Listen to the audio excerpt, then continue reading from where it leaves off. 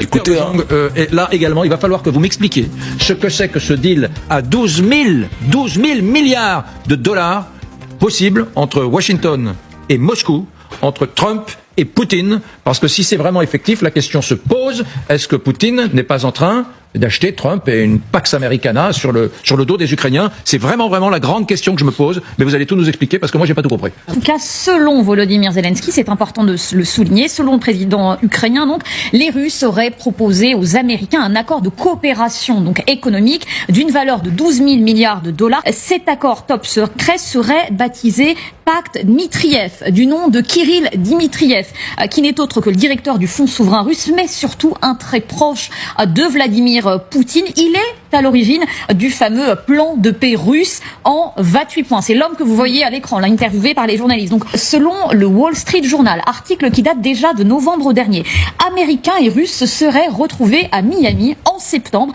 pour discuter d'éventuels deals. Des deals qui porteraient sur quoi ? Eh bien, sur la reconstruction de l'Ukraine qui serait confiée à des entreprises américaines, sur l'exploitation de ressources minières en Arctique, mais aussi, et c'est très surprenant, d'une mission conjointe sur Mars entre les Américains et les Russes, le tout sous la houlette évidemment d'Elon Musk. Alors ça peut paraître dit comme ça totalement délirant, mais selon nos confrères américains, ces éventuels contrats, ils ont bel et bien été abordés, et pas par n'importe qui, par Steve Witkoff, l'émissaire de Donald Trump, par son gendre également, Jared Kushner, et par Kirill Dmitriev.